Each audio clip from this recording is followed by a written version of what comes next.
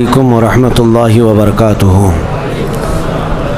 الحمد لله وكفى وسلام على حبيبه المصطفى. أما بعد فأعوذ بالله من الشيطان الرجيم. بسم الله الرحمن الرحيم.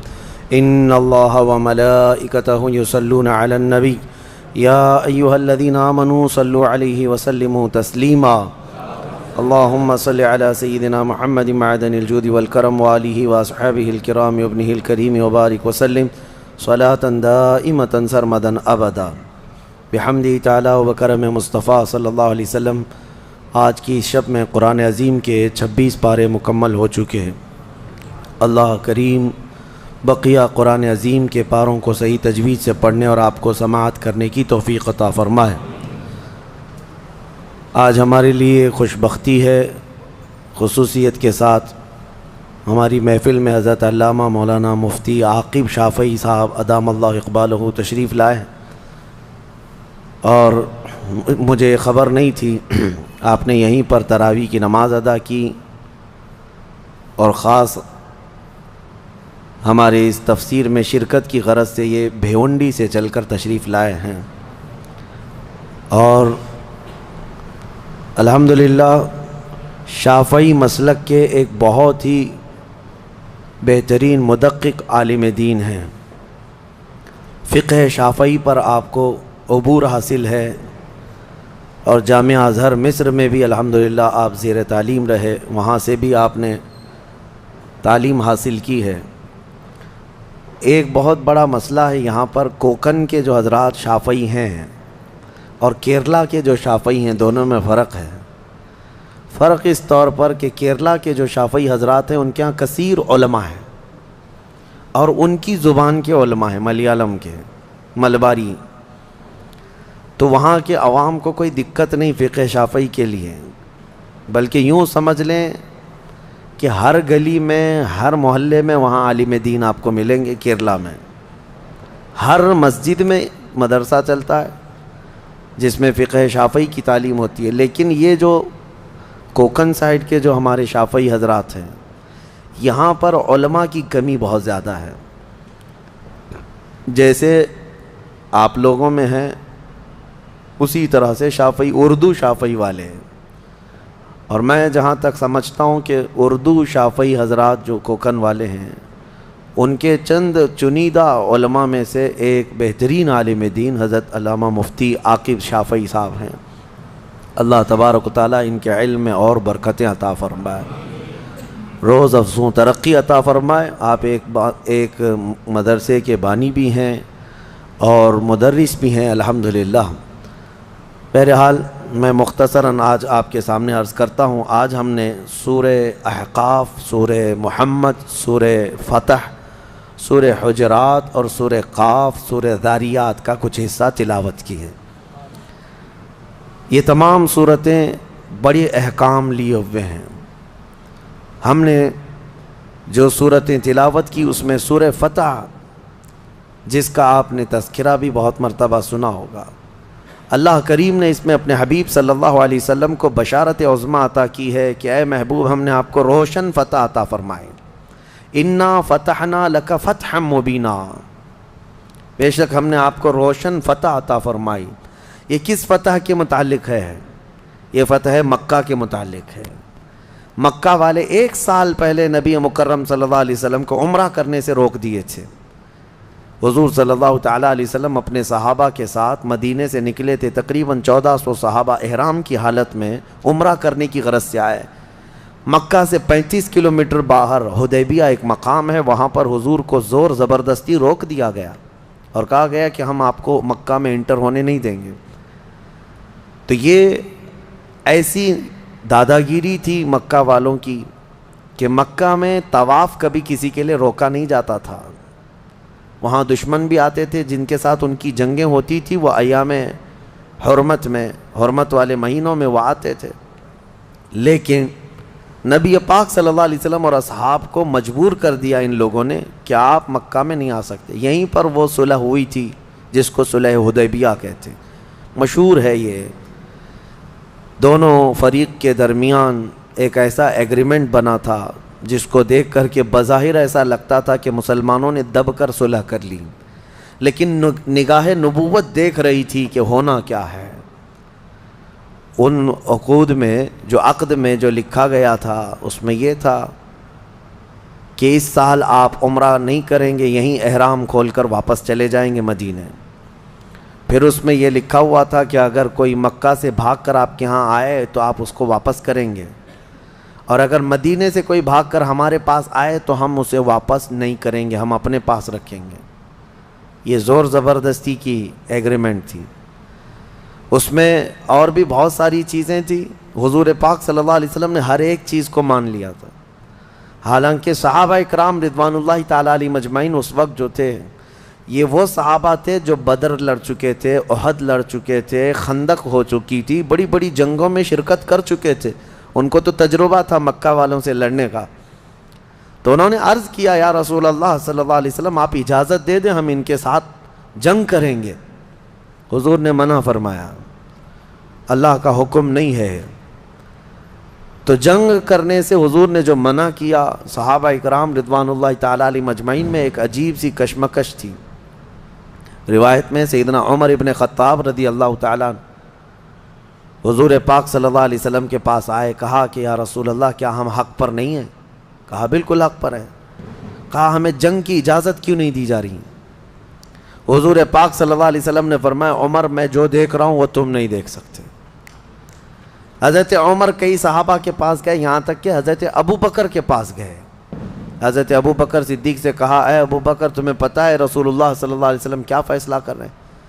کہا جنگ کی اجازت نہیں دے رہے ہیں، اور وہ بھی صلح ایسے کافروں سے دب کر کے ہو رہی ہے۔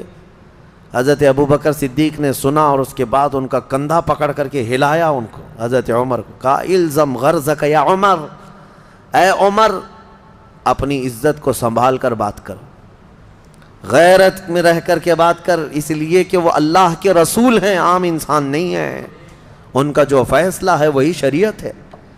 حضرت عمر رضی اللہ تعالیٰ عنہ اس کے بعد ایک جملہ بھی نہیں کہے۔ فرماتے ہیں اس دن دیکھا کہ صدیق اکبر کا ایمان کیا ہے۔ ہماری طبیعت مانے نہ مانے، رسول کا جو فیصلہ ہے وہی حق ہے، وہی حق ہے۔ حضرت عمر رضی اللہ تعالیٰ عنہ کا یہ معاملہ تھا۔ اس کے بعد صلح تو ہوئی، اتفاق دیکھیں اس وقت ابھی صلح مکمل ہونے سے پہلے ہی ایک صحابی تھے جو مکہ سے جان چھڑا کر کے ان کے پاس آ گئے تھے، ان کو بہت ظلم کیا جاتا تھا۔ نبی پاک صلی اللہ علیہ وسلم کے صحابہ کے پاس آئے، ان کو بہت مارتے تھے مکہ والے، جان چھڑا کر کے آئے، صحابہ کے درمیان آئے تو خوش ہو گئے، لیکن مکہ کے کفار و مشرکین نے کہا ہمارا ایگریمنٹ ہے کہ ہمارے ہاں سے بھاگ کر کے کوئی آئے گا تو آپ اسے واپس کریں گے۔ حضور صلی اللہ علیہ وسلم نے صحابہ سے کہا کہ ان کو واپس بھیج دو۔ کس دل کے ساتھ بھیجتے مجھے بتائیں؟ وہ ایک مظلوم، مار کھا رہے ہیں مکہ میں، ساری چیزیں ہیں، صحابہ اکرام وہ مکہ کے کفار کے سامنے اڑ گئے کہ کوئی ان کو چھو کر کے دکھاؤ، لیکن فرمان رسول آ گیا، اے میرے صحابہ چھوڑ دو، ہم عہد کے پابند ہیں، ہم عہد و پیمان والے ہیں۔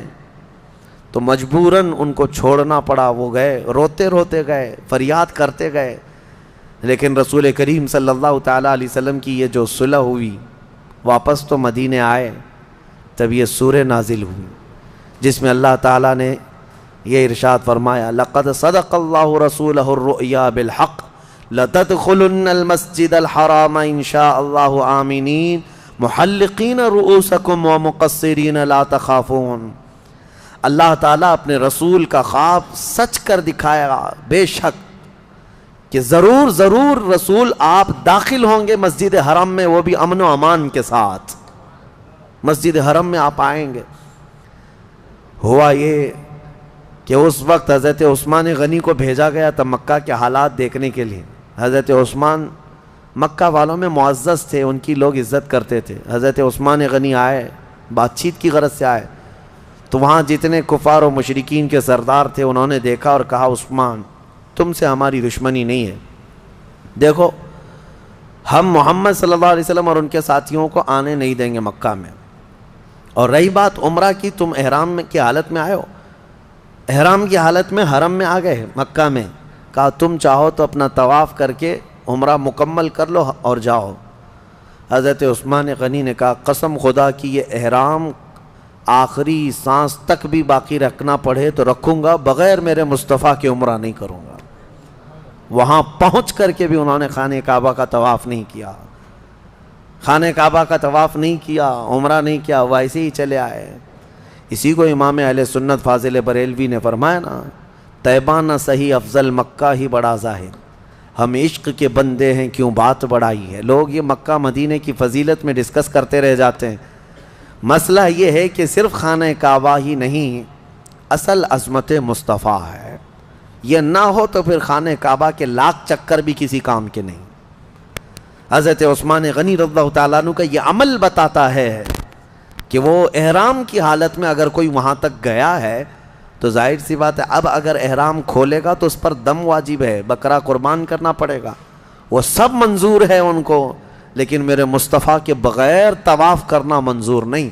واپس آ گئے، سال بھر نہیں گزرا تھا، 6 ہجری کا معاملہ ہے، 7 ہجری کے قریب دوبارہ نبی پاک صلی اللہ تعالیٰ علیہ وسلم دوسرے سال جب تشریف لائے رہے تھے، اس وقت 10,000 صحابہ تھے، اور 10,000 صحابہ کے ساتھ جب مدینے سے مکہ نکلے، وہ ہیبت ایسی طاری تھی کہ مکہ والوں کے دل پورے ہل چکے تھے اور کوئی مقابلے کو تیار نہیں تھا، سب ادھر ادھر بھاگم بھاگی چل رہی تھی، کوئی کس کے ہاں جا رہا ہے، کوئی کس کے ہاں جا رہا ہے، اور اللہ تعالیٰ نے اپنے نبی کو وعدہ پورا کیا۔ نبی پاک صلی اللہ علیہ وسلم 20 رمضان المبارک 7 ہجری کو مکہ مکرمہ میں اس شان کے ساتھ داخل ہوئے کہ حضور کے داخل ہونے کی تاریخ سے لے کر آج تک دوبارہ کبھی خانہ کعبہ میں شرک اور بت پرستی نہیں ہو سکی۔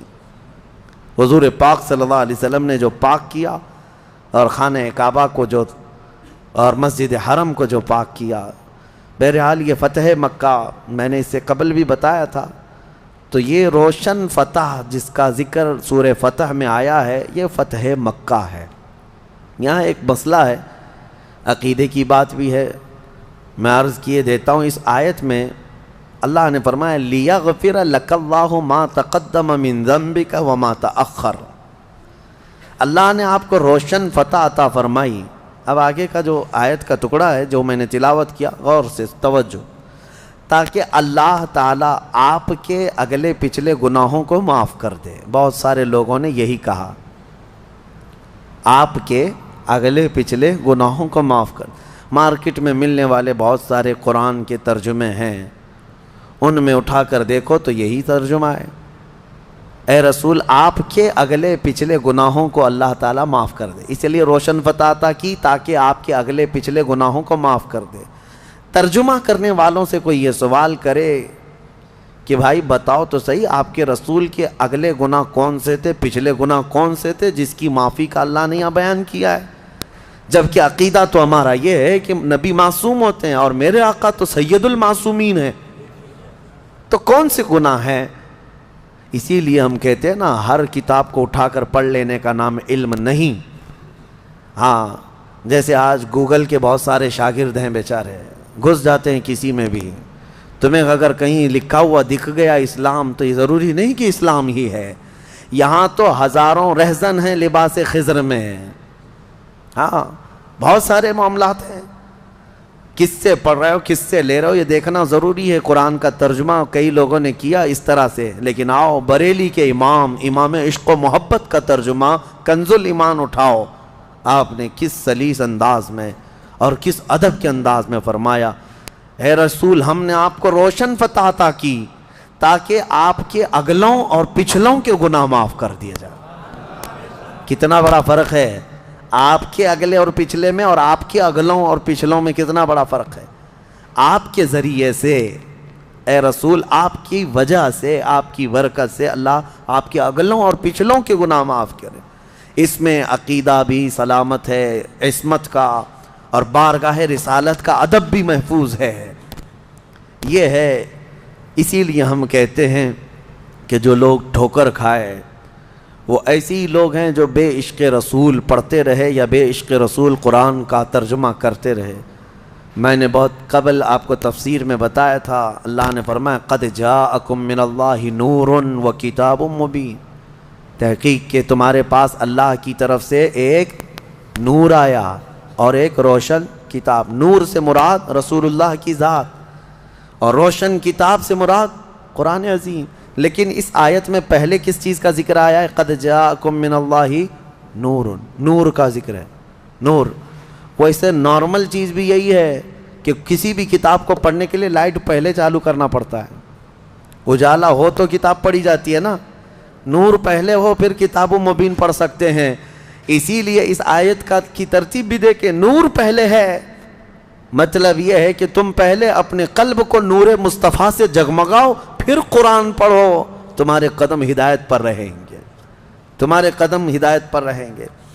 عزیزان گرامی وقار، اسی سورہ فتح کی آخری آیت ہے جس میں اللہ نے فرمایا محمد الرسول اللہ والذین معہ اشداء علی الکفار رحماء بینہم تراہم رکعا سجدا یبتغون فضلا من اللہ ورضوانا۔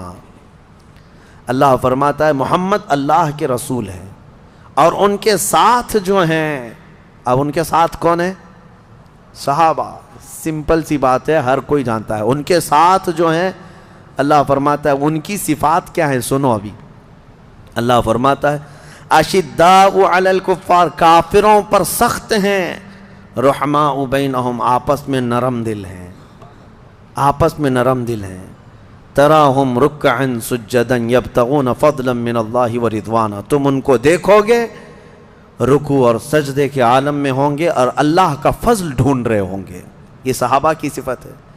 سیماہم فی وجوہہم من اثر السجود، ان کے چہروں پر تو سجدوں کے نشان آ چکے ہوں گے۔ اس کا مطلب وہ نہیں جو کالا نشان ہے، شامی کباب۔ بہت سارے لوگ اس آیت سے یہی سمجھتے ہیں سیماہم فی وجوہہم، وجوہہم ہے ایک، یہ عربی میں وجہ جو ہے پورے چہرے کو کہتے ہیں، اور پیشانی کو جبہہ کہتے ہیں۔ جبہہ یعنی پیشانی پر اگر نشان کی بات ہوتی تو صرف جبہہ کا لفظ آتا۔ اللہ نے قرآن میں فرمایا فی وجوہ، ان کے پورے چہرے پر سجدے کے نشان ہیں، یعنی چہرہ چمکدار ہوگا۔ اور بعض لوگ گھس گھس کر کے پیشانی پر کہتے ہیں کہ یہی نشان ہے جو قرآن میں ذکر ہے۔ بہرحال وہ ایک الگ مسئلہ ہے، ہم بھی بہت سالوں سے سجدے کر رہے ہیں، بہت سالوں سے ہم بھی نماز پڑھ رہے ہیں۔ بہرحال جو صحابہ کرام رضوان اللہ تعالیٰ علیہ مجمعین کی صفت آئی ہے اس پر مجھے بات کرنا ہے۔ کیا ہے؟ اشداء علی الکفار رحماء بینہم، وہ کافروں پر سخت ہیں اور آپس میں نرم دل ہیں۔ اے مسلمانوں، کہیں اس کو تم نے پلٹ تو نہیں دیا؟ کہیں اس کو الٹ تو نہیں دیا کہ اب آپس میں بہت سخت ہو گئے اور دوسروں کے لیے نرم ہو گئے؟ ہم دیکھ رہے ہیں، حالات دیکھ رہے ہیں، اپنوں کے لیے اتنا سخت دل ہو گئے ہیں لوگ، بات چیت کرنا پسند نہیں ہے، سلام کلام نہیں ہے، ملنے کی خواہش نہیں ہے، اور وہی کفار و مشرکین کے ساتھ خوب بگاڑی جا رہی ہیں، ان کے آؤ بھگت کیے جا رہے ہیں، ان کے استقبال بھی چل رہے ہیں۔ یہ آیت کو الٹ کر کے رکھ دیا اس زمانے کے لوگوں نے۔ جو صحابہ کی کیفیت تھی وہ یہ تھی، آپ کو پتہ ہے صحابہ کرام رضوان اللہ تعالیٰ علیہ مجمعین کوئی رو رعایت نہیں کرتے تھے اگر اس کے اندر ایمان نہیں ہے تو۔ آج ہی کے درس میں نے صبح بتایا، جنگ احد میں ابو عامر راہب، جس کو پورے مدینے والے چاہتے تھے، وہ راہب کے نام سے مشہور تھا، وہ مکہ بھاگ کر چلا گیا تھا جب حضور آئے تھے مدینے، اور مکہ والوں کو بھڑکا کر کے احد کے میدان میں لایا تھا، اور اس نے یہ کہا تھا کہ اے لوگوں، پورا مدینہ میرا، جیسے آج کہتے ہیں فین فالوئنگ ہے، ہاں ایک بات پر سب ٹوٹ پڑیں گے، چلو میں جب جاؤں گا پکاروں گا مدینے والے صاحب محمد کا ساتھ چھوڑ کر میری طرف آ جائیں گے صلی اللہ علیہ وسلم۔ تو ابو عامر راہب آیا میدان میں اور پکارنے لگا، اے مدینے والو دیکھو میں آ گیا، میری تم بڑی عزت کرتے تھے، میری بڑی خاطر تواضع کرتے تھے۔ وہ بابا تھا مدینے کا، لوگ اس کی ارد گرد گھومتے ہی رہتے تھے، حضور کے آنے سے پہلے کی بات، اور وہ جلن کے مارے بھاگ کر گیا تھا مکہ سے، مدینے سے۔ اب جب وہ للکارنے لگا تو جانتے ہو جو برسوں سے اس کو راہب کہتے تھے وہ انصار صحابہ آگے بڑھتے ہیں اور کہتے ہیں ہاں ابو عامر راہب، ابو عامر ہم تجھے اچھی طرح پہچانتے ہیں، تو فاسق ہے، عدو اللہ ہے، تو اللہ کا دشمن ہے، رسول اللہ کا دشمن ہے، ہم اچھی طرح تجھے جانتے ہیں۔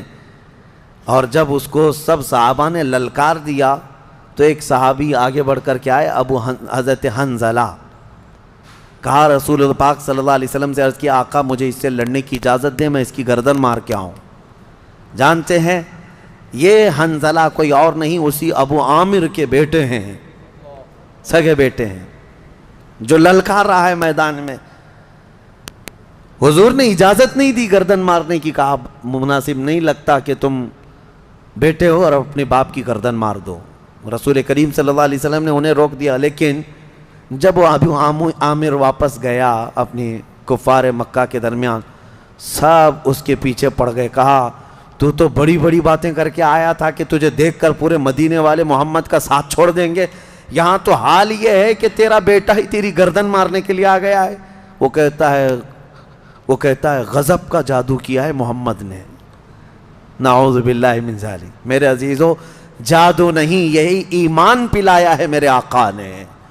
صحابہ کا یہی تو تھا مسلک، یہی مشرب، یہی اشداء علی الکفار، وہ چاہے کوئی بھی ہو، باپ ہو کہ بیٹا ہو کہ بھائی ہو، کوئی بھی ہو، وہ سخت تھے ان معاملات میں۔ رحماء بینہم، اور آپ کو پتہ ہے بدر کے میدان میں اتنے رشتے ہیں، بتائیں تو ایک بڑی طویل داستان ہے۔ ادھر کفار کی طرف ماموں ہے، یہاں صحابہ میں بھانجا ہے، ادھر باپ ہے ادھر بیٹا ہے، ادھر بھائی ہے ادھر ایک بھائی ہے، ادھر چاچا ہے ادھر بھتیجا ہے، کتنے معاملے۔ حضرت علی کرم اللہ وجہہ الکریم ادھر ہیں حضور صلی اللہ علیہ وسلم کی طرف، حضرت حمزہ یہاں ہیں، اور کفار کی طرف عباس ہیں۔ حضرت حمزہ اور عباس سگے بھائی ہیں۔ حضرت علی کے سگے بھائی عقیل بن ابی طالب، وہ بھی کفار کی طرف سے آئے۔ کتنے رشتے بتائیں آپ کو۔ یہ اور بات ہے کہ یہ لوگ بعد میں اسلام لائے ہیں، بعد میں اسلام لائے۔ ابو جہل حضرت عمر فاروق کا ماموں ہے، ادھر حضرت عمر ابن خطاب ہیں ادھر۔ یہ صحابہ نے یہ دیکھا ہی نہیں کہ ہمارا ان سے کیا رشتہ ہے، انہوں نے صرف یہ دیکھا ہے کہ اگر نسبت مصطفیٰ نہیں ہے تو یہ ہمارے کچھ بھی نہیں لگتے، کچھ بھی نہیں لگتے۔ اشداء علی الکفار، یہ صفت تھی۔ اب اس کا مطلب یہ نہیں ہے، بعض لوگ یہ سمجھتے ہوں کہ سختی کرنے کا مطلب کیا ہے، ہم جہاں رہتے ہیں کفار و مشرکین سے ہمارے معاملات ہیں، آپ تجارت کریں، اخلاق کے ساتھ رہیں، اچھے ویوہار کریں، ٹھیک ہے، لیکن اس کا مطلب یہ نہیں ہے کہ تم جو ہے مومنین کو سائیڈ لگا دو اور ان کی طرف نظر بھی نہ کرو اور تم یہ کہنے لگ جاؤ کہ نہیں یہ لوگ تو اچھے ہیں، یہ لوگوں کے ہاں یہ معاملہ اچھا ہے۔ میں حضرت ابو حازم رحمۃ اللہ تعالیٰ علیہ کی کتاب میں ایک حکایت پڑھ رہا تھا، میں نے فجر کے درس میں اس کو بیان بھی کیا تھا، بڑی حیرت کی بات ہے۔ اسی لیے کفار و مشرکین کی کسی چیز کو آپ تعریف میں بھی مت لو۔ مکہ مکرمہ میں حج کے دوران ایک شخص کا انتقال ہوا تو اس کو دفن کرنے کے لیے جہاں لے گئے وہ ایک عالم کی قبر تھی، وہ کھودی گئی، وہ لوگ جانتے تھے اس کو، تو لیکن وہاں وہ عالم نہیں تھا، ایک خوبصورت لڑکی سوئی ہوئی تھی قبر میں۔ تو حیرت میں آ گئے کہ اس عالم کی قبر میں لڑکی کیسے دفن ہو گئی، لوگ پریشان تھے۔ تو اتفاق سے وہاں ایک شخص جو حج پہ آیا تھا وہ لڑکی کو جانتا تھا، کہا یہ ہمارے علاقے کی، وہ جس ملک سے آیا تھا وہ کہتا ہے میں اس کو اچھی طرح جانتا ہوں، یہ پوری عیسائی لڑکی تھی، یہ کنورٹ ہوئی تھی، اسلام قبول کی تھی، لیکن اس کا پورا خاندان عیسائی ہے، میں اس کو اچھی طرح سے جانتا ہوں، اور اس نے اپنا ایمان چھپایا تھا اور کچھ دنوں پہلے یہ بیمار ہوئی، انتقال کر گئی، اس کو تو وہاں مرتے ہوئے ہم نے دیکھا، یہ یہاں کیسے ہے؟ لوگوں نے کہا تجھے شبہ تو نہیں ہو رہا؟ کہا نہیں، یقین ہے مجھے، پورا کا پورا یقین ہے۔ تو وہاں سب اور بھی دیگر علماء کو سب یہ باتیں پتہ چلی، تو پھر یہ بحث چھڑ گئی، تو پھر یہ عالم کہاں گیا جس کو دفن کیا گیا تھا، وہ عالم کہاں گیا؟ تو وہی جو حج پر آیا ہوا شخص تھا اس نے کہا میں اپنے ملک جاتا ہوں، چند لوگوں کو میرے ساتھ بھیجو، میں اس لڑکی کے گھر والوں سے ملوا دوں گا۔ تو یہ گیا اپنے ملک اور اس لڑکی کے گھر والوں کے پاس گیا جو عیسائی تھے. کہا کہ تمہاری بیٹی فلاں فلاں کا انتقال ہوا. کہا ہاں. کہا ہم نے اس کو مکہ مکرمہ کے قبرستان میں دیکھا ہے. کہا ایسے کیسے ہو سکتا ہے, پاسبل نہیں. ہم نے تو اس کو اچھے آخری رسومات کے ساتھ اچھے طریقے سے دفن کیا اپنے قبرستان. تو یہ جو گئے ہوئے مسلمان تھے انہوں نے اصرار کیا کہ چلو تمہاری بیٹی تمہاری لڑکی کی قبر کھود کر دیکھا جائے, کیا تم نے جو دفن کیا وہ وہی ہے. جب وہ لوگ آئے اصرار کے بعد وہ قبر کھودی گئی جو عیسائی قبرستان میں تھا. تو قبر کھولنے کے بعد ایک حیرت انگیز منظر کہ وہ عالم یہاں لیٹا ہوا ہے عیسائی قبرستان میں. لاش بری طرح مسخ ہے, صحیح شکل نہیں ہے. لوگ دیکھ کر کے پہچان لیے کہ یہ مکہ میں جس کی قبر تھی وہ یہی ہے. یہ کیسے شفٹنگ کون کرتا ہے, کیا ہوا کیا تھا. بہرحال قبریں جیسی تھی ویسی کر دی گئی واپس. لوگوں میں یہ بحث چھڑ گئی کہ آخر یہ ایسا کیسے ہوا. اتنی بات تو سمجھ میں آ رہی تھی کہ یہ لڑکی اسلام سے محبت کرنے لگی, قرآن پڑھنے لگی تھی اور ایمان پہ انتقال ہوا. اس کا مکہ میں دفن ہو جانا تو سمجھ میں آ جاتا ہے کہ ہو سکتا ہے اس کو اللہ نے اعزازاً انعاماً جو ہے منتقل فرمایا ہو. لیکن یہ وہاں سے کیوں آیا مکہ سے. تو لوگ اس کے گھر گئے, اس کی بیوی تھی, بیوہ تھی. اس سے جا کر پوچھا تمہارے شوہر کے بارے میں کیا خیال ہے. کہتی ہے میرا شوہر تہجد گزار تھا, نمازی تھا, پابند تھا, سب کچھ اچھا تھا. لوگوں نے کہا کوئی ایسا عمل جو خلاف شرع یا کوئی ایسی چیز. کہا نہیں وہ تو پابند آدمی تھا. کہا ہاں ایک چیز عورت بولتی ہے جو میں آپ کو بتانے لگا ہوں, جس کے لیے میں نے یہ واقعہ آپ کے سامنے رکھا. اس کی بیوی کہتی ہے, بیوہ خاتون کہتی ہے جب کبھی اس پر غسل واجب ہوتا میرے شوہر پر, جنابت کا غسل, تو یہ کہتا عیسائیوں کے مذہب میں اچھا ہے, ان کے ہاں غسل واجب نہیں ہے. ہمارے ہاں ٹھنڈیوں میں بھی نہانا پڑتا ہے, بارشوں میں بھی, گرمیوں میں بھی نہانا پڑتا ہے. یہ بار بار ایک جملہ یہ کہتا تھا عیسائیوں کے ہاں ان کے مذہب میں اچھا ہے, جنابت کا غسل واجب نہیں ہے. وہ خاتون کہتی ہے مجھے یہ بات کھٹکتی تھی, دین مصطفیٰ میں رہ کر کے یہ اگر عیسائیت کی بات کیوں کرتا ہے. آج اس کا انجام سمجھ میں آیا. سارے علماء نے اس وقت یہ کہا یقیناً اللہ کے نبی نے جو فرمایا تھا جو جس سے محبت کرتا ہے اسی کے ساتھ اٹھایا جائے گا, اسی کے ساتھ اٹھایا جائے گا. اسی لیے میرے عزیزو صحابہ کی جو صفت تھی اس پر عمل کرو. اشداء علی الکفار رحماء بینہم.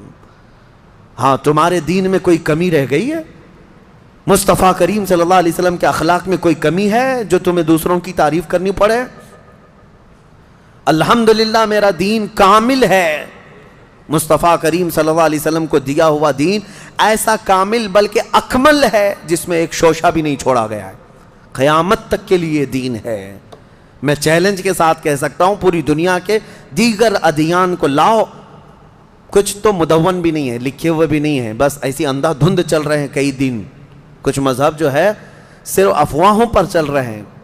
کچھ مذہب ہیں جن کی کتابیں ہیں, جن کے ہاں لا ہیں, لیکن سب کو لا کر کے بتا دو, میں بتاؤں گا اسلام کے علاوہ کوئی کمپلیٹ ہے ہی نہیں, کمپلیٹ نہیں ہے. میرے عزیزو جس کے پاس سب کچھ ہے اسے یہ سب دیکھنے کی ضرورت نہیں. بہرحال صحابہ اکرام رضوان اللہ تعالی علیہم اجمعین کی یہ صفت اللہ ہمیں عطا فرمائے. اشداء علی الکفار رحماء بینہم. امام اہل سنت فاضل بریلوی رحمۃ اللہ علیہ کی بات یاد آتی ہے کہ آپ کو ایک بار درد قولنج ہوا. درد قولنج جو ہوتا ہے یہ پیٹ میں مروڑ پیدا ہوتی اور ایسی سخت درد کہ ہر چیز پھیکی لگنے لگ جائے, کڑوی لگنے لگ جائے. اعلیٰ حضرت فرماتے ہیں میں ایک دن سے بیمار ایسا تھا کہ صرف نماز کے وقت میں وہ درد کم ہوتا, ظہر پڑا اس کے بعد پھر شدت کا درد, عصر پڑا پھر شدت کا درد, مغرب پڑا شدت کا درد. وہ لیٹے ہوئے تھے, علاج بھی چل رہا ہے. دوسرا دن گزر گیا, اعلیٰ حضرت فرماتے ہیں ایسا لگتا تھا کہ اس پیٹ کے درد سے جو ہے موت قریب آ جائے گی, اتنا سخت درد تھا. دوسرے دن اعلیٰ حضرت فرماتے ہیں کہ ان کے کوئی جاننے والے آئے, کہا کہ حضور فلاں ایک صاحب ہیں, وہ کوئی پنڈت تھا, کہا کہ وہ جڑی بوٹیاں کرتا ہے, بہت ساری چیزیں ہیں علاج وغیرہ کے لیے. اعلیٰ حضرت نے منع فرمایا. اس کے بعد کچھ صحابوں نے کہا کہ بہت درد ہے، شدت کا درد ہے، دیکھ لینے میں کیا ہے. اور وہ صاحب بھی آپ کے درشن کرنا چاہتے ہیں، آپ کی زیارت کرنا چاہتے ہیں. اعلیٰ حضرت نے کچھ کہا نہیں، وہ آ گیا. اعلیٰ حضرت نے اس کو لکھا ہے. وہ آئے جو صاحب جن کو یہ لوگ لے کر کے آئے، وہ آتے ہی اعلیٰ حضرت کے پیٹ پہ ہاتھ رکھا اور کہا کہاں درد ہے؟ اعلیٰ حضرت فرماتے ہیں 2 دن سے کولنج کا اتنا درد مجھے نہیں ہوا تھا جتنا اس کے ہاتھ رکھنے سے ہوا. اس کے ہاتھ رکھنے سے جو مجھے درد ہوا. یہ کیا تھا؟ یہ کیا تھا؟ اشداء علی الکفار رحماء بینہم. یہی ہے. اب میں زیادہ اس کو سمجھاؤں تو ہماری باتوں کو لے جا کر کے توڑ مروڑ کر کے میڈیا والے چلائیں گے. بہت سارے اسی کے آڑ میں بیٹھے ہوئے ہیں. ہاں بالکل میرے عزیزو، میں ان کے اعلیٰ ایمان کی بات کر رہا ہوں. اور آج کے پتہ نہیں کئی ایسے سیکولر لوگ ہیں جو کنیا بابا پیشاب بھی بیچے تو لینے چلے گئے. ہاں اس کے پاس لے کر لینے کے لیے بھاگ گئے. ارے ہاتھ رکھنے کو نہیں دیا اعلیٰ حضرت نے، ہاتھ رکھنے کو نہیں دیا اور تم پیشاب پینے چلے گئے. میں سب کی بات نہیں کر رہا ہوں، الا ماشاءاللہ الحمدللہ آج بھی ایمان کے ساتھ لوگ باقی ہیں. پیشاب کیا ہوا، اگر دودھ بھی پلائے تو ہم نہ پئیں، کیونکہ ہمیں پتہ ہے ہماری شفا مدینہ طیبہ کے تاجدار کے قدموں میں موجود ہے. ہاں ہم وہاں کی مٹی بھی اٹھا کے کھا لیں گے. اسی لیے میں کہتا ہوں میرے عزیزو، ایمان جو ہے جب راسخ ہو جاتا ہے تب بندہ ان تمام معاملات کو سمجھتا ہے، ورنہ وہ بھینس کی طرح ہر جگہ منہ مارتا رہتا ہے. ہاں ادھر بھی کھا لیا، ادھر بھی کھا لیا، ادھر بھی. جس کو کہا گیا ہے کہ رات کو لکڑیاں جمع کرنے والا جو آدمی ہوتا ہے نا، رات میں لکڑیاں جمع، وہ کیا کرتا ہے؟ ایک ٹوکرا لیتا ہے اور ٹکڑے جمع کرتا رہتا ہے لکڑی، اور صبح پتہ چلتا ہے کتنے گوبر کے ٹکڑے جمع کیا ہے، کتنے پتھر ہیں، کتنی لکڑیاں ہیں، کتنا لوہا ہے. کچھ بھی نہیں، وہ سب جمع کر لیا تھا ٹوکرے میں. کیوں؟ اندھیرا تھا. اسی لیے کہتے ہیں عشق رسول کا اجالا ہو تو تمہارے ٹوکرے میں کوئی ٹکڑا گوبر کا نہیں آئے گا. جو جمع کرو گے وہ انشاءاللہ ایمان کے ساتھ ہی جمع کرو گے. اللہ کریم ہمیں اہل ایمان کی صحبت عطا فرمائے. سورہ حجرات، میں مختصر اس میں 2 چند باتیں عرض کروں کیونکہ احکام بہت سارے ہیں سورہ حجرات میں. بس 2 آیتیں اگر آپ سن لیں. اللہ فرماتا ہے اے ایمان والو، اللہ اور اس کے رسول کے آگے مت بڑھو. دوسری آیت ہے اے ایمان والو، نبی کی آواز پر اپنی آوازیں بلند مت کرو. لا ترفعوا اصواتکم فوق صوت النبی ولا تجہروا له بالقول کجہر بعضکم لبعض. اور نبی کو ایسے مت پکارو جیسے آپس میں ایک دوسرے کو پکارتے ہو، ورنہ تمہارے اعمال ضائع ہو جائیں گے. ایک صحابی حضرت قیس تھے جن کا سنائی کم دیتا تھا ان کو، اور وہ اونچا بولتے تھے. جس کے کان کم سنائی دیتے ہیں وہ زور سے بولتے ہیں. حضور کی مجلس میں وہ بیٹھتے، حضور سے بلند آواز سے پوچھتے تھے یا رسول اللہ کیا کہا آپ نے؟ اللہ کو یہ ادا بھی پسند نہیں آئی. رب تعالیٰ نے آیت نازل فرمائی کہ نبی کی بارگاہ میں بلند آواز سے بات نہ کرو. آج بھی یہ آیت میرے آقا کی جالیوں پر لکھی ہوئی ہے. آج بھی ہے، آج بھی ہے. لوگوں وہاں سے گزرنے کے وقت آج بھی وہی احکام ہیں. نفس گم کردہ می آیت جنید و با یزیدی جا. کہا گیا ادب گاہست زیر آسمان از عرش نازک تر. آسمان کے نیچے ایک ایسی جگہ ہے جو عرش سے بھی نازک ہے. یہاں جنید بغدادی اور بایزید بسطامی جیسے اولیاء آتے ہیں، اپنی سانسیں روک لیتے ہیں بارگاہ مصطفیٰ میں کہ نکلنے والی سانسوں سے کہیں روضہ رسول کی بے حرمتی نہ ہو جائے.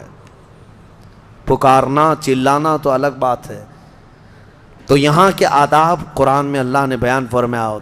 وہ صحابی جب ان کو پتہ چلا کہ یہ آیت نازل ہو گئی تو وہ گھر میں بیٹھے رہ گئے، 40 دن تک روتے رہ گئے. بہت روئے کہ یہ آیت میرے ہی لیے نازل ہوئی. پھر دوسری آیت آئی ان الذین یغضون اصواتهم عند رسول اللہ. بے شک وہ لوگ جو اپنی آوازیں پست رکھتے ہیں، دھیمی رکھتے ہیں اللہ کے رسول کے نزدیک. اولئک الذین امتحن اللہ قلوبهم للتقوی. یہ وہ لوگ ہیں جن کے دلوں کو اللہ نے تقوی کے لیے چن لیا ہے. اور ادب بھی تو دیکھیں اللہ نے کیا فرمایا. جب نبی کے حجرے کے پاس جائیں، میرے گھر کے پاس آئیں گے تو آپ کیا کہیں گے؟ پکاریں گے، میرا نام لے کر پکاریں گے، کہیں گے حضرت حضرت. آپ کے ہاں میں جاؤں گا تو آپ کا نام لے کر پکاروں گا، لیکن حجرے کے میں حضور کے حجرے کے پاس جائیں تو اللہ کیا فرماتا ہے؟ ان الذین ینادونک من وراء الحجرات اکثرهم لا یعقلون۔ جو رسول اللہ کے حجرے کے باہر، حضور کے گھر کے باہر آ کر پکارتے ہیں ان کا نام لے کر، ان میں اکثر عقل والے لوگ نہیں ہیں، تو نہ پکاریں حضور کو۔ بلکہ ادب اللہ نے خود فرمایا وَلَوْ أَنَّهُمْ صَبَرُوا حَتَّى تَخْرُجَ إِلَيْهِ۔ جانا ہو اگر رسول پاک کے پاس تو طریقہ اللہ بیان فرما رہا ہے، پکارو مت، جا کر تھوڑی دیر صبر کے ساتھ دروازے پر کھڑے رہو، میرا محبوب خود باہر آئے گا، حضور خود تشریف لائیں گے، یہ تمہارے لیے زیادہ بہتر ہوگا۔ بارگاہ رسول کا ادب میرے عزیزو، نعوذ باللہ من ذالک آج کچھ ایسے لوگ نکل پڑے جو حضور کو بالکل ہلکے انداز میں بات کر رہے ہیں، ہلکے انداز میں۔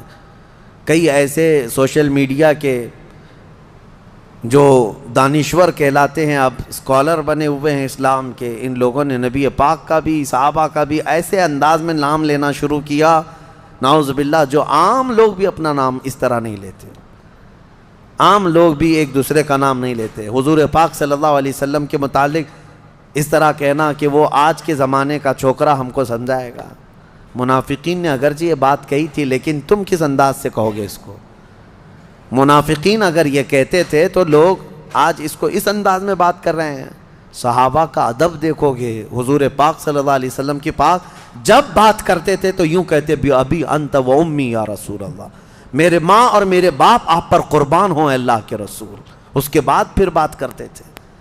بہرحال سورہ حجرات میں اللہ تعالیٰ نے جو فرمایا، ایک حکم یہ بھی ہے، اے ایمان والو، جب کوئی فاسق تمہارے پاس خبر لائے تو اس کی تحقیق کر لو پہلے کہ صحیح ہے یا نہیں خبر، ورنہ تم جیسے یہ واٹس اپ کے لیے یہ حکم یہاں کے لیے بھی فٹ ہے کہ ادھر سے آیا ادھر فارورڈ ہوا، ادھر سے آیا ادھر فارورڈ ہوا، اور پتہ ہی نہیں کہاں سے آیا کہاں تک چل رہا ہے۔ ایمان والے یہ کام نہ کریں۔ یا ایھا الذین آمنوا ان جاءکم فاسق بنبأ فتبینوا، اللہ نے فرمایا اے ایمان والو، جب تمہارے پاس کوئی فاسق خبر لے کر کے آئے تو اس کی تحقیق کر لو۔ میں سمجھتا ہوں یہ واٹس اپ بڑا فاسق ہے، یہ فاسق ہی تو ہے، کیونکہ اس کے پاس کوئی شرائط عدل ہے نہیں، ادھر کی ادھر اس میں سب چیزیں آتی ہیں، اچھی بھی بری بھی، لیکن تمہاری ذمہ داری ہے تحقیق کر لو۔ بغیر تحقیق کے کئی لوگ بیچارے بعد میں شرمندگی اٹھاتے ہیں۔ اللہ نے اس میں آیت میں فرمایا فَتُصْبِحُوا عَلَى مَا فَعَلْتُمْ نَادِمِينَ، کہیں ایسا نہ ہو کہ تم شرمندہ ہو جاؤ اپنے کیے پر۔ اور میں نے اس آیت کے مطابق دیکھا ایک صاحب کو دیکھا کہ وہ تقریر کیے جا رہے ہیں کسی کے خلاف، ایک بہت بڑے بزرگ کو کچھ لوگوں نے ایڈٹ کر کے، کافی زمانے پہلے کی بات ہے، ابھی واٹس اپ نیا نیا رہ رہا تھا، یعنی 2015-14 کے اس وقت آ چکا تھا، لیکن زیادہ طور پر اتنا وائرل نہیں ہوتی تھی چیزیں۔ تو وہ کسی نے ایڈٹ کر کے ایک بزرگ کی تصویر کسی ایک غیر مسلم کے ساتھ لگائی اور کہا دیکھو یہ آپس میں مل رہے ہیں۔ مولانا صاحب کو اتنا ہی دکھا اور اس پر پورے تقریر کر ڈالی، کہا اتنے بڑے بڑے بزرگ بہک گئے ہمارے، بھٹک گئے ہمارے، اب کیا ہوگا؟ دوسرے دن نوجوانوں نے آ کر کے کہا کہ حضرت یہ ریئل تصویر ہے ہی نہیں، یہ تو کسی نے ایڈٹ کر کے بھیجا ہے۔ کہا اچھا ایسا ہے؟ دوسرے جمعہ پھر توبہ کرنا پڑا، پورے توبہ پہ تقریر کرنی پڑی۔ تو ہم نے دیکھا شرمندگی ہوئی۔